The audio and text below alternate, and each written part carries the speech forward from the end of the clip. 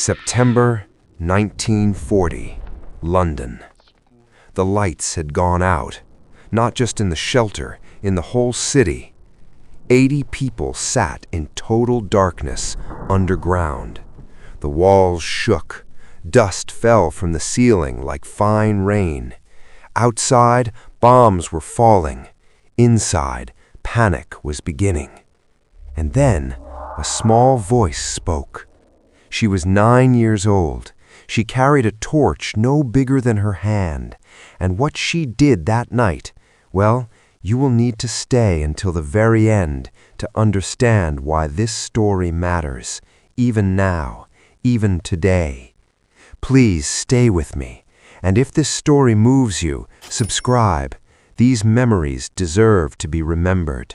Let us go back to a time when the world was at war. London, in the autumn of 1940, was a city that lived in two worlds.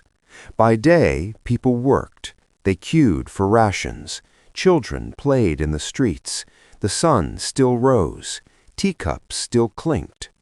But by night, the city transformed.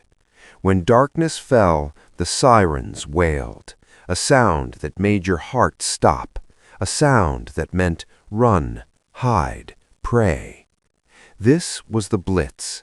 For 57 nights in a row, German bombers came. They dropped their bombs on homes, on churches, on hospitals, on the docks where food arrived to feed the hungry city. And in the East End of London, where the river curved and the warehouses stood tall, that is where the bombs fell heaviest. In a narrow street, not far from the docks, there was a shelter. A basement beneath a row of houses.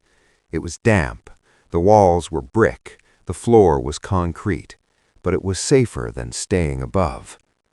Every evening, families came, mothers carrying babies, old men with walking sticks, children clutching teddy bears and gas mask boxes. They came down the narrow stairs one by one, and they waited. Among them was a girl. We shall call her Mary, though her real name has been lost to time. She was 9 years old, small for her age. Her father was away, fighting in France.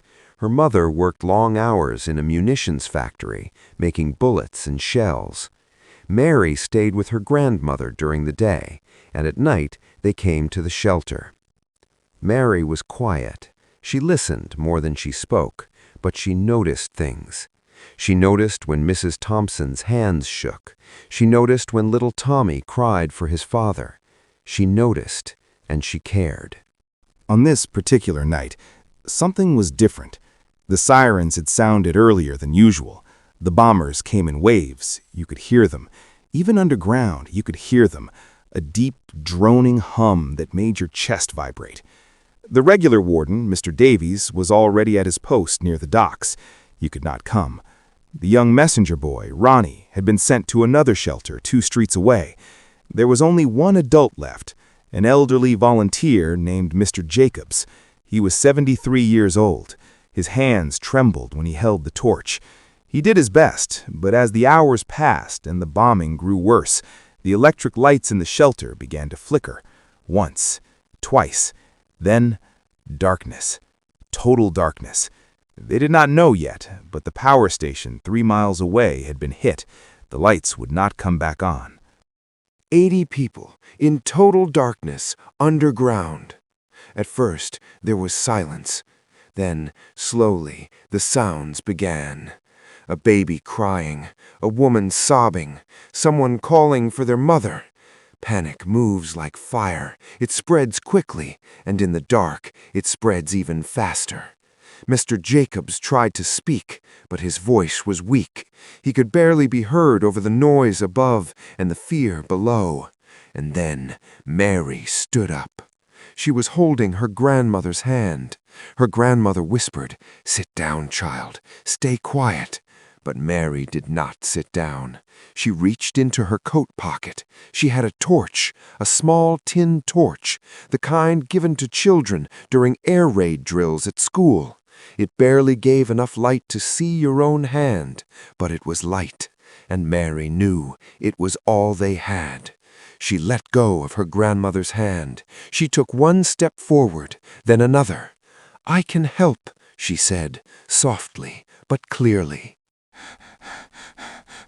No one expected a child to take charge, but desperation changes things. Mr. Jacobs nodded. He had no choice. "All right, lass," he said. "You hold the torch. I will count heads."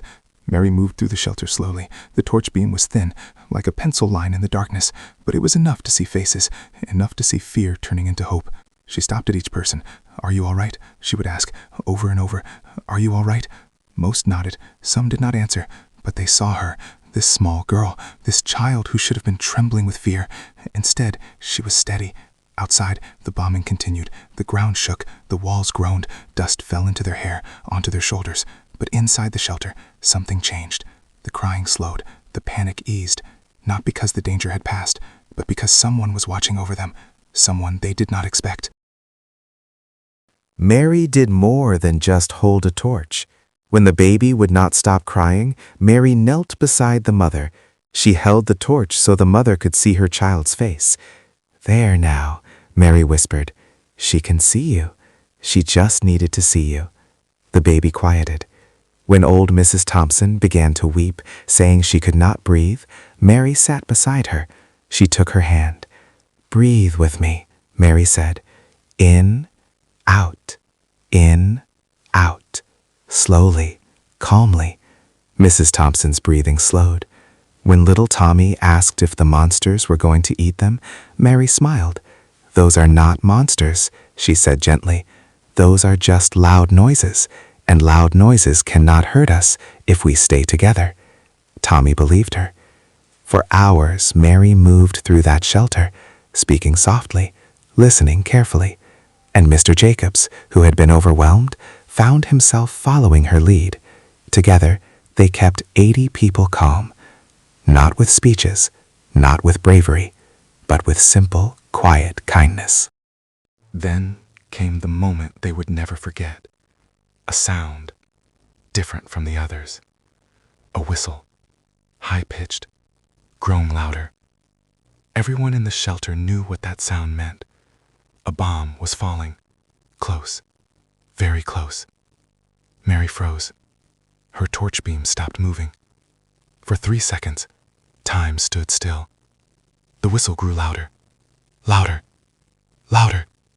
Then, silence. And then, boom! The ground exploded upward. The walls cracked. The ceiling rained dust and brick fragments. People screamed. Someone fell. The torch flew from Mary's hand and clattered across the floor. Darkness again. Total darkness. And in that darkness, a voice. "Is anyone hurt?" It was Mary. She was coughing, but she was speaking. "Is anyone hurt?" No one answered. They were too frightened. "Please," Mary called out. "If you can hear me, answer. One by one. Please."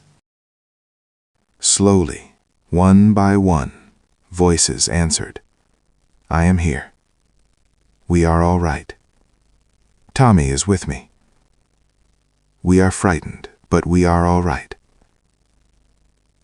Mary found her torch. The glass was cracked, but it still worked. She turned it back on. The light was dimmer now, but it was enough. She counted. She counted every single person. Twice. 3 times. To be certain. 80 people. All alive. All together. The bomb had fallen in the street above. It had destroyed 3 houses. But the shelter had held. The walls had cracked, but they had not collapsed. Outside, the all-clear siren finally sounded. The long, steady note that meant, it is over. For now. People began to move toward the stairs. Slowly, carefully, helping each other. Mary waited until everyone had gone up, until the shelter was empty. Only then did she allow herself to sit down. Only then did her hands begin to shake.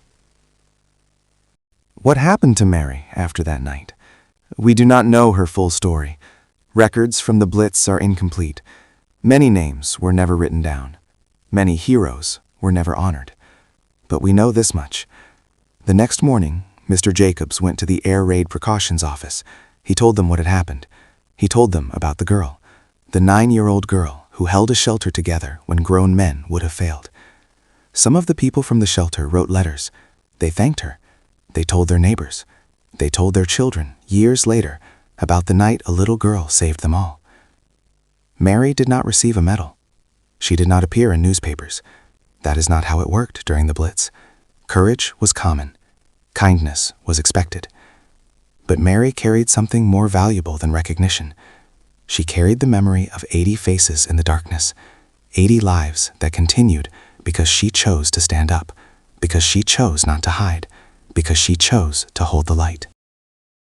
Today, more than 80 years later, we look back at the Blitz and we see the big picture, the numbers, the statistics, the history books. But we must remember, history is made of moments, small moments, quiet moments. A child's hand holding a torch, a soft voice in the darkness, a choice to care when it would have been easier to hide. During the Blitz, over 7,000 children were killed. 7,000 more were seriously wounded. Many lost their parents, their homes, their childhoods. But thousands of others, like Mary, found strength they did not know they had. They helped, they served, they held their communities together. And their stories deserve to be told. If this story moved you, please, take a moment to subscribe. Share this video with someone who values history, someone who values courage, someone who needs to hear that even the smallest light can push back the darkness. Thank you for listening. Thank you for remembering. Be like Mary. Hold the light.